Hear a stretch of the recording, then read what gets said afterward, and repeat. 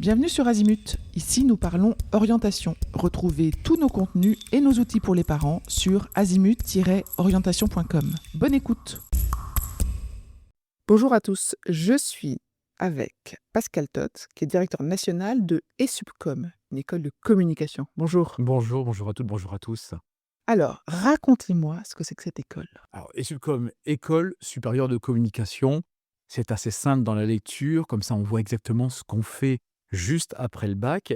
École qui va s'adresser aux premiers étudiants qui viennent d'avoir le bac, et pour une durée de 5 ans. Dans un premier temps, 3 ans, puisqu'on délivre un bachelor, un titre de niveau 5 reconnu par l'État, et ensuite un titre de niveau 7, évidemment reconnu aussi par l'État, au registre national des certifications professionnelles. En fait, nos diplômes sont visés par le fameux RNCP.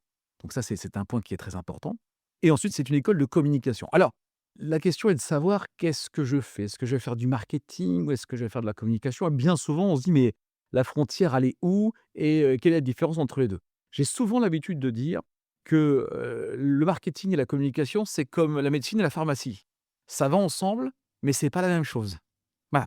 C'est-à-dire que dans un premier temps, il y a une étude de marché, de ce qui est fait, d'un problème que rencontre une entreprise. Et ensuite, il y a des moyens qui sont mis en œuvre pour corriger ces problèmes. Ça peut être le lancement d'un produit, ça peut être un problème sur la marque, ça peut être aussi une idée, parce qu'on évoque beaucoup les choses mercantiles, mais ça peut être aussi de la communication d'influence ou de la communication politique. D'ailleurs, aujourd'hui, de plus en plus de jeunes viennent sur la communication politique, ou bien la communication pour la chose environnementale. Je veux dire, ça regroupe toutes les formes de communication. Donc, c'est une école qui est tournée vers la communication, c'est-à-dire sur l'étude, la connaissance de tous les moyens qui vont permettre de bien communiquer, de dire les bonnes choses aux bonnes personnes et surtout au bon moment. Et c'est ça ce qu'on fait dans la communication. C'est-à-dire qu'avant de parler, avant de dire quelque chose, on va regarder ce qui se passe pour évidemment dire la bonne chose. Pas forcément masquer la réalité, mais juste expliquer comment ça se passe. Je suis maman d'un étudiant, par exemple, qui est bon orateur. Ça suffit pour faire de la com ou est-ce qu'on veut lui apprendre Mmh. quelque chose en particulier? Alors, c'est souvent là où il y a un petit problème. On se dit: «Moi, je parle bien, moi, j'aime bien parler, donc je suis un bon communicant». Alors, pas forcément. Quelqu'un qui parle beaucoup n'est pas forcément un bon communicant. C'est quelqu'un qui va occuper l'espace, c'est quelqu'un qui va se faire entendre, mais qui va pas dire forcément les bonnes choses et qui vont être retenues. Dire peu de choses, c'est déjà bien communiquer. Si je vous dis, par exemple, Nike, Just Do It. Peu de mots, mais on sait tout de suite de quoi il s'agit. Alors bien sûr, c'est une marque avec une baseline. Un communicant, c'est quelqu'un qui va réfléchir avant de parler, mais que quand il va prendre la parole, il va dire les bonnes choses aux bonnes personnes. Et surtout, il va bien les dire, avec les bonnes phrases, les bonnes tours de phrases et les bonnes images, puisqu'on va bien sûr jusque dans la communication visuelle. Donc non, en fait, savoir parler n'est pas l'alpha ou l'oméga de la communication. Ça fait partie de la communication, mais il y a tout le reste également. Alors, qu'est-ce que vous leur apprenez pour qu'ils deviennent des bons communicants? La toute première chose, c'est de leur apprendre une ouverture sur le monde. Parce que communiquer pour le monde, c'est connaître le monde dans lequel on vit. C'est-à-dire, je parlais tout à l'heure du choix des mots, on ne peut pas, dire les mêmes choses aujourd'hui qu'on disait il y a 20, 30 ou 40 ans, ou pas de la même manière. Donc déjà, pour bien communiquer, il faut comprendre le monde, donc énormément s'informer, énormément regarder. Donc il y a tout un travail de veille qui est fait, c'est-à-dire d'actualité, de connaissance du monde, jusque dans la géopolitique, jusque dans ce qui s'est fait avant en termes de communication, en termes de publicité. Donc il y a une culture à avoir et à acquérir. C'est très important. Ensuite, comprendre le marketing. J'en parlais tout à l'heure. Le marketing fait aussi partie de la communication, c'est-à-dire on va étudier un marché, on va étudier comment on vend, par exemple, les céréales pour le petit déjeuner. Qu'est-ce qui existe aujourd'hui sur ce marché-là? Qu'est-ce qui a été fait? Quel goût ça a forcément? Mais quelles sont les marques qui sont présentes et ce qu'ils véhiculent? Ensuite, on va étudier les outils. Parce que communiquer, c'est pas utiliser tout le temps. Ça, tout le monde sait le faire. Dire, en gros, si, communiquer, c'était, faire un petit peu de tout le temps, tout le monde saurait le faire et c'est pas ça l'idée. C'est comme on a des budgets, comme on travaille aussi avec de l'argent, savoir sur quel, budget on va mettre tel outil de communication. Donc il y aura une vraie étude, un du marketing, 2 des outils de communication, 3 évidemment de la gestion de la communication jusqu'à la gestion budgétaire évidemment. Après, on va ajouter le côté un peu paillette, la vidéo, bien sûr, les outils vidéo, les outils audio également, l'image, puisqu'aujourd'hui, quand on crée, un visuel, c'est de la communication qui est attachée à une marque par exemple, mais qui répond à des codes. Donc tout ce qui est sémiologie de l'image, compréhension de l'image, les couleurs, le logotypage et puis évidemment la mise en forme. Parce que lorsqu'on va trouver une entreprise, lorsqu'on va voir un client, il s'agit aussi de mettre en valeur son objet de communication, son axe de communication, et l'idée, c'est de bien savoir le présenter. Donc c'est quelque chose d'assez complet. Bien souvent, les services de communication sont rattachés aux directions des grandes entreprises, donc il faut aussi comprendre comment fonctionne une entreprise. Qui est le public à l'interne de l'entreprise? Les ouvriers, par exemple, les employés, les personnes qui travaillent à vos côtés. Comment est structurée l'entreprise? Parce que sinon, on n'arrivera jamais à bien communiquer à l'interne ou à l'externe. Donc il y a toute une communication et tout, un apprentissage à avoir. On a vu qu'est-ce qu'ils apprennent, comment est-ce qu'ils apprennent? Quelle est votre pédagogie? Alors, moi, il y a 30 ans, j'ai appris la communication avec des gens très compétents et je n'avais pas de doute et j'ai encore moins de doute aujourd'hui, qui, dans une salle, avec un tableau, voilà, c'était comme ça à l'époque, ça se faisait comme ça, nous racontaient comment se construisait la stratégie de communication. Bien, il y a 30 ans et ça s'est fait pendant très longtemps et ça a bien marché. Maintenant, évidemment, avec l'environnement technique que nous avons, l'environnement digital, il n'est plus possible d'apprendre comme avant, plus tout à fait. Il y a bien sûr des notions qui restent des notions à acquérir dans les cours magistraux, et il y en a. Souvent, ça rassure les parents. Oui, bien sûr, il y a des cours magistraux. Mais sur le Subcom, on va davantage aborder l'expérience et l'expérientiel. Très concrètement, je vous explique. La communication de crise, c'est-à-dire comment gérer la communication d'une entreprise quand elle est en crise. Je vous prends un exemple, on travaille pour une compagnie d'aviation, qui a des avions qui font la liaison entre New York et Paris. Malheureusement, il y a un incident ou un accident. Quand on travaille pour cette compagnie aérienne, comment on communique?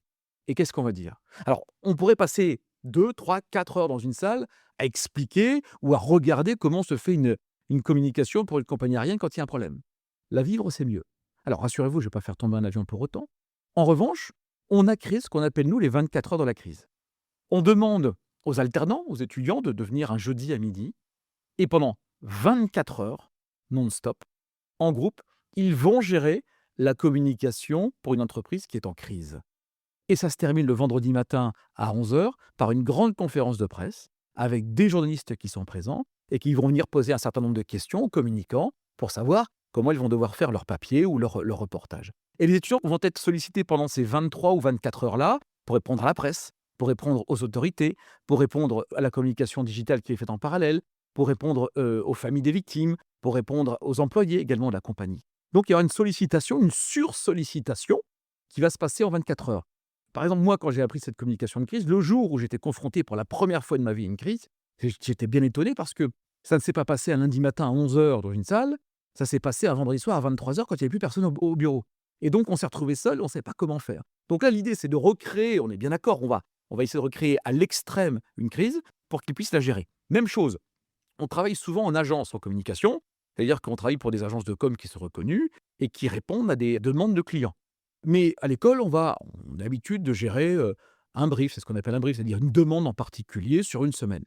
On a créé ce qu'on appelle, nous, le time attack, c'est-à-dire qu'on est en mode agence, nos étudiants sont à l'école, sont avec nous, ils sont toujours coachés, ils sont toujours accompagnés, mais le lundi, il y a un brief, le mardi, il y a un brief, le mercredi, il y a une demande complémentaire, et le jeudi, il y a un troisième brief qui arrive, et tout doit être présenté le vendredi. Alors, attention, pas tout présenté, mais l'un des 3 ou l'un des 4 briefs qui ont été reçus en début de semaine. Ils ne savent pas sur quel brief ils vont être interrogés. Ils vont devoir tirer au sort 30 minutes avant de passer. Forcément, il y a un sentiment, comment dirais-je, d'inachevé parce qu'il y a 3 briefs qui ne seront pas présentés, mais le 4e sera présenté. Donc il faut toujours tout travailler en même temps, manager ses équipes et avoir les idées bien sûr efficientes. Ça, c'est ce qu'on appelle l'expérience. Et puis travailler aussi avec les grandes marques.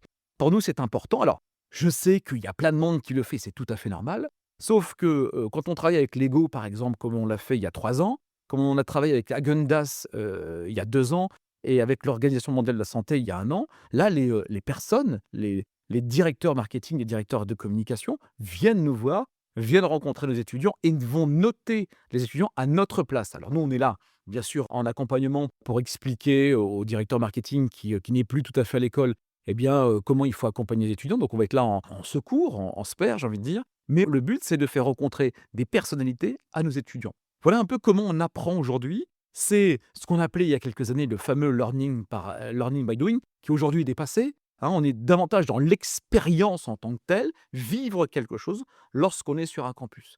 Et on fait ça pour quasiment toutes les années. Je vais mettre les pieds dans le plat. L'IA, l'ascension de l'IA, est-ce qu'elle va, selon vous, beaucoup déranger votre secteur? Alors, l'IA, indéniablement, c'est un outil avec lequel on doit travailler. comme l'ordinateur est devenu un outil avec lequel on a travaillé il y a 20 ou 30 ans. Il faut l'utiliser. Maintenant, est-ce qu'on n'utilise que ça? Non, évidemment que non. Parce que c'est ce que je dis aux étudiants, lorsque l'IA vous donne une idée, ça veut dire que l'idée est déjà connue. Donc il n'y a plus d'idée. Voilà, c'est un fait, point barre. Donc on va exploiter quelque chose que quelqu'un a déjà utilisé, puisque c'est ce qu'on appelle l'IA générative. Donc l'IA est un outil qui va nous permettre de prendre connaissance ou d'avoir, comment dirais-je, d'avoir un éclairage sur quelque chose en particulier, mais l'IA ne peut pas se suffire à elle-même, ce n'est pas possible, surtout quand on parle de créativité. La communication fait appel à la créativité en tant que telle. L'identité visuelle, même si on fait ça assisté par l'IA, on a quand même un brief, on a quand même une idée, on a quand même, comment dirais-je, une préconisation qui doit être donnée, ce qu'on appelle le fameux prompt. Mais le prompt, il faut savoir le concevoir aussi. Donc, on va s'inspirer de l'IA, bien sûr. On va travailler avec l'IA. Il faut travailler avec l'IA. En revanche, l'IA ne va pas tout faire. Ouais, merci beaucoup pour ce message. Vos étudiants, ils sont aussi préparés parce qu'ils sont en apprentissage, c'est ça? Oui, absolument. Dès la première année, sur le parcours ESUBCOM, les étudiants peuvent choisir de partir en alternance, en apprentissage. Ce n'est pas une obligation sur la première année. Ils peuvent suivre aussi également le programme en initial. En deuxième année, tout le monde est en alternance. Donc là, on a un service interne à ESUBCOM qui va accompagner nos étudiants. Alors, accompagner, ça veut dire quoi? C'est pas seulement leur apprendre à faire leur CV, c'est pas seulement leur apprendre à faire leur lettre de motivation, que l'IA va certainement faire également, voilà. Mais c'est davantage leur présenter des entreprises, leur présenter des offres d'entreprise, les accompagner jusqu'au moment de l'entretien avec l'entreprise, voilà. Leur donner aussi les atouts pour bien répondre aux questions. Un entretien avec une entreprise, ça se prépare. Voilà, l'entreprise, ça doit se connaître, ça doit se travailler. On doit savoir se présenter et il faut aussi qu'on puisse leur présenter des offres en même temps. Donc, on va travailler sur ces 3 points-là, c'est-à-dire les speed meetings qu'on organise en interne sur le campus avec des entreprises qui viennent nous voir, la préparation, le coaching et toute une partie d'offres disponibles qui sont disponibles sur leur job board. Les offres disponibles, elles viennent de vos partenaires? Alors, on a pour ESUBCOM, alors je ne vais pas vous citer le nombre d'entreprises partenaires parce que, comme bien sûr beaucoup d'entre nous, ça se compte en centaines, voire en milliers. Et alors là, j'insiste tout particulièrement, ça va de la petite entreprise du coin, celle qu'on n'a pas pensée, qui ont besoin d'un communicant, jusqu'à évidemment la grande entreprise française. Alors on se dit, oui, mais moi j'aimerais bien être dans la grande entreprise française. Mais pas forcément, parce que dans la grande entreprise française, vous n'aurez peut-être pas l'expérience qu'un chef d'entreprise d'à côté va vous permettre de faire parce qu'il n'a pas les compétences ou parce qu'il n'a pas la vision. Alors parfois ça se passe très très bien dans les grandes entreprises, voilà, les grandes entreprises qu'on peut imaginer, et parfois ça se passe encore mieux dans les petites entreprises parce que l'alternant peut développer avec le chef d'entreprise parce qu'il est plus accessible, parce qu'il y a moins de hiérarchie, parce qu'il y a un contact de direct, et bien des projets à réaliser. Voilà. Et c'est ce que je remarque souvent. Donc oui, on a des grandes entreprises partenaires, il n'y a pas de difficulté. On pourrait citer Orange, on pourrait citer TF1, on pourrait citer des médias comme Canal+, par exemple, mais il y a aussi la boucherie du coin, enfin, je caricature évidemment, il y a aussi l'entreprise du coin, il y a aussi le restaurant du coin qui a besoin de community manager, par exemple, pour créer leur communication, pour savoir se distinguer, pour refaire toute sa communication visuelle, et il va faire appel à un alternant, et ça se passe bien.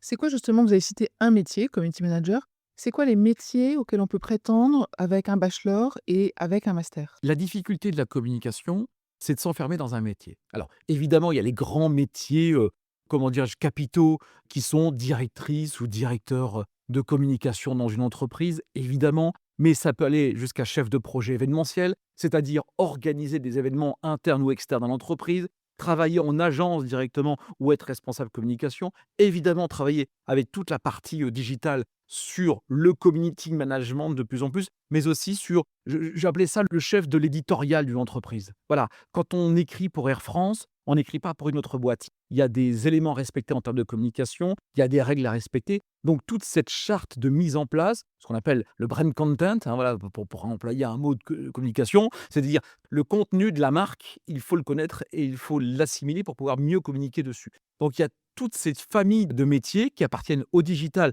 aussi à l'IA, mais aussi à l'audiovisuel, producteur, voilà, ça peut déboucher sur des métiers comme ça, par exemple, ou bien chef de publicité aussi pour les étudiants qui veulent partir sur la publicité. On va même, alors, sur l'une de nos formations, jusqu'à la directrice ou directeur artistique. Concevoir un événement, imaginer un événement, concevoir une publicité, ça fait partie également des métiers. Donc, le champ est très large. Alors, parfois, on nous le reproche. Parfois, on nous dit c'est bien parce que j'ai une opportunité dans l'entreprise. Je suis directrice de la communication, mais je suis aussi community manager, mais je suis chef de projet événementiel. On me dit grâce à ces études en communication, j'ai pu me diversifier. Regardez, moi j'ai fait des études en communication et je suis parti dans les médias. Mmh. Très bien, donc c'est clair, c'est la partie métier. J'ai cru comprendre que vous aviez gagné un prix récemment. Oui. C'est le prix de Deux, quoi? 2 prix, deux prix, racontez-moi. exactement. Vous savez, je vous parlais tout à l'heure des 24 heures de la crise. On a gagné le prix Incentia en décembre dernier, le prix Or sur l'innovation pédagogique. Je vous parlais sur le fait qu'on ne pouvait plus du tout apprendre comme avant, enfin en tout cas plus tout à fait comme avant. Et ces 24 heures de la crise sont venus un petit peu couronner cette innovation pédagogique. On a reçu le premier prix Or et on a reçu le deuxième prix Argent en termes de bien-être étudiant. Ça fait partie aussi de nos valeurs à ESUBCOM. On a un programme. Alors, c'est facile quand on est communicant parce qu'on peut monter des festivals. Les étudiants ont monté un festival pour les étudiants. Par exemple, ce qu'on appelait le Festizen. Voilà, c'est un événement qui a lieu tous les ans au mois de novembre. Les étudiants vont monter un festival du bien-être sur chacun de nos campus. Alors, il va y avoir l'accompagnement pour l'alternance, par exemple. Il va y avoir également de la sophrologie. Il va y avoir des conférences de sensibilisation. Il va y avoir un marché des créateurs également qui va être proposé. Il va y avoir des espaces de massage, des espaces de bien-être, des espaces de ce que je vais appeler de la confiance en soi. Ça va du maquillage, par exemple, jusqu'à la manière de s'habiller. Donc, ce sont les étudiants qui l'ont créé et ça nous a donné la possibilité de décrocher un prix. Il y a également la Solimonth. Tous les ans, au mois de mars, on a le mois de la solidarité des étudiants pour les étudiants, mais aussi des étudiants envers d'autres causes. C'est-à-dire qu'on est à la fois à l'interne et à l'externe. Voilà. Par exemple, cette année, pour certains de nos campus, on est en partenariat avec le Secours populaire. Nos étudiants font des collectes, mais alors pas des collectes juste comme ça d'argent, c'est parce que ce sont des grandes tombolas. Ils récoltent 200, 300, 400 euros, des livres, des vêtements, de la nourriture également. Et ce qu'on aime faire aussi, c'est frigo ouvert. C'est-à-dire que les étudiants amènent leur propre nourriture ou ce qu'ils ont cuisiné. Ils le partagent avec leurs camarades pendant 1 jour, 2 jours, 3 jours, en respectant bien sûr les règles d'hygiène. Et l'idée, c'est aussi de créer une grande communauté étudiante. Donc, on a décroché ce prix. J'en suis aussi fier que le prix de l'innovation pédagogique parce que ça prouve qu'une école de communication doit être ouverte, attentive, puis surtout aussi solidaire parce que sinon on n'arrivera pas à faire grand-chose. Des belles valeurs.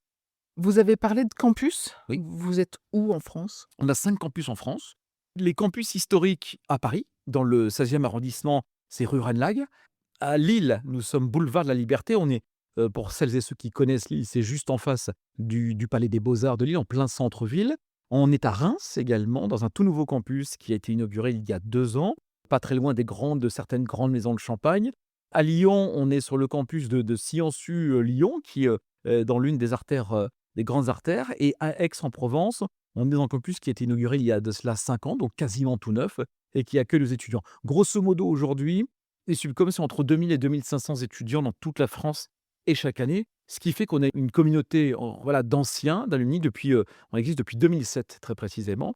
Donc chaque année, il y a une centaine d'étudiants qui viennent grossir les troupes des entreprises françaises en termes de communication. Voilà. Donc on a 5 campus en France et environ entre 2000 et 2500 étudiants. Au niveau international, est-ce qu'ils ont l'opportunité d'avoir cette dimension-là? Oui, tout à fait. Alors, on a fait des choix pour tout vous dire. Je vais vous expliquer. On m'a souvent posé la question, mais alors à l'international, qu'est-ce que vous faites? Alors, on a pris un parti. Oui, je souhaiterais ô combien pouvoir emmener nos étudiants à Singapour, à New York, à Taïwan, par exemple, ça existe, ou dans d'autres très grandes capitales mondiales. On pourrait le faire, mais on ne l'a pas fait.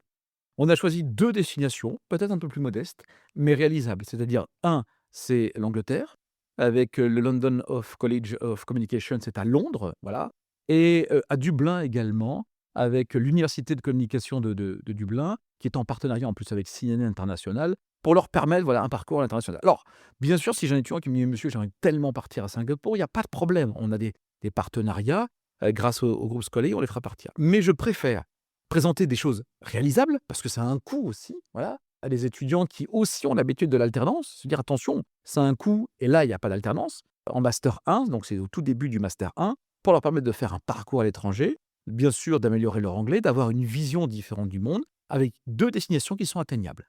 C'est le choix qu'on a fait et c'est le choix qu'on souhaite continuer à faire dans les années à venir. Peut-être que dans 10 ans, je vous dirai: «On va à New York», mais pour l'instant, c'est 2 destinations, Angleterre et Irlande, justement pour garder les 2 pieds ancrés dans la réalité.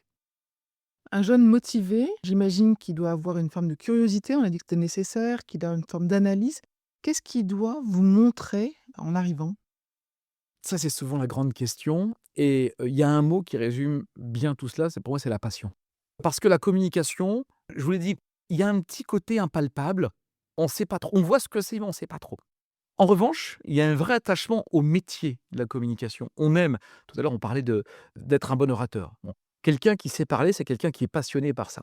Quelqu'un qui aime la publicité, c'est quelqu'un qui va être passionné par son secteur de la publicité. Quelqu'un qui fait l'événementiel, c'est-à-dire qui pense les grands événements de demain, les grands événements RSE par exemple de demain. C'est quelqu'un qui est attiré par ce secteur-là. On fait rarement de la communication par défaut. Ou bien c'est parce qu'à un moment donné, on a changé d'orientation et pourquoi pas, et on s'est intéressé. Donc c'est la passion du monde qui nous entoure. Un communicant, c'est quelqu'un qui doit être passionné et être empathique.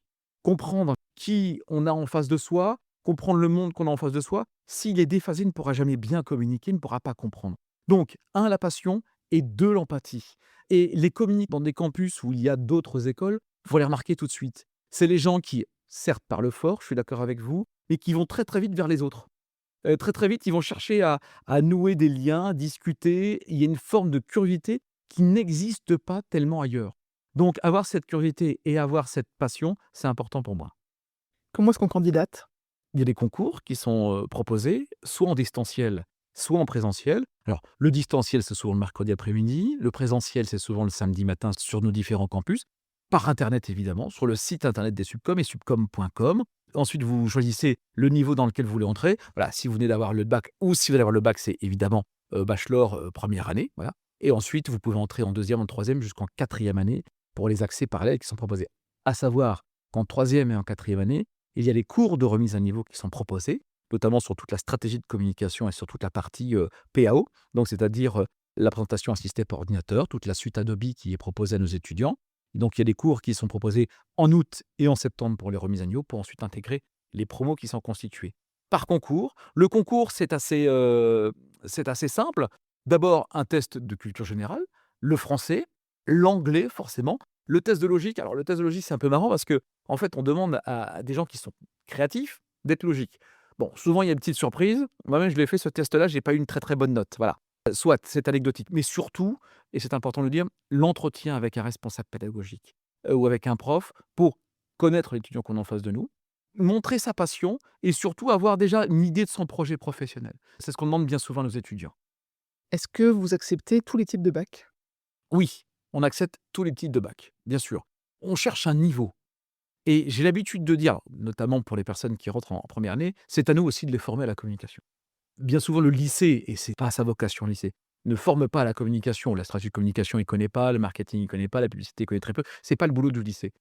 Voilà, si on se fermait d'un bac en particulier, alors bac scientifique évidemment, bac littéraire évidemment, mais d'autres, spécialités, pourquoi pas? Et moi, j'ai vu des gens qui nous ont rejoints en 3e année, après avoir suivi des BTS notamment qui étaient, parfaitement techniques, s'épanouir en communication. Je vous donne l'exemple d'un étudiant qui avait suivi une formation en cuisine. Voilà, qui nous a rejoints. Il nous a quittés depuis un petit moment maintenant. Il s'appelle Clément et il nous a rejoints en 3e année. Il y avait une formation de chef cuistot, mais il a monté son restaurant et la communication de ce restaurant, elle est incroyable. Donc ces compétences-là lui ont permis à développer son activité et aujourd'hui à ouvrir 4 restaurants. Très beau. On va conclure. Quels seraient le ou les conseils que vous voudriez communiquer aux parents? Bah, le premier conseil que je vais donner aux parents lorsqu'on évoque les écoles de communication, c'est s'assurer qu'il y a une certification au niveau national. Ça, c'est important. Qu'on ne soit pas sur n'importe quel type de diplôme. Premier conseil. Donc, une fois qu'on a cette assurance-là, qu'est-ce qu'on fait? Si on veut de l'alternance, c'est regarder comment les jeunes sont accompagnés dans les campus. Et alors attention, il y a accompagnement, il y a accompagnement. Toutes les écoles proposent à tout le monde de faire le CV. Le CV, c'est pas une fin en soi. C'est est-ce qu'on présente des entreprises? Est-ce qu'on fait ce qu'on appelle nous des événements entreprises? Est-ce qu'on invite les entreprises sur les campus? Est-ce qu'on fait des petits déjeuners tuteurs? Voilà, j'ai dans une grosse semaine un petit déjeuner tuteur qui est organisé pour demander aux tuteurs des alternants de venir nous rejoindre pour expliquer comment on travaille, ce qu'il faut, etc., etc. Donc, c'est le deuxième point. Et ensuite, j'ai envie de dire, et je suis désolé de le dire, c'est aujourd'hui, on n'apprend pas la communication comme avant. Donc, l'expérience. Qu'est-ce qu'on propose en plus à nos étudiants pour leur permettre d'être efficaces en entreprise? Ça me paraît très clair. Merci beaucoup. Merci. Pour aller plus loin dans l'accompagnement de votre enfant, rendez-vous sur azimut-orientation.com. Tous nos contenus y sont classés par thématique et vous pourrez consulter notre calendrier, notre annuaire d'experts et vous inscrire à la newsletter pour ne rien louper. Merci pour votre fidélité. À bientôt.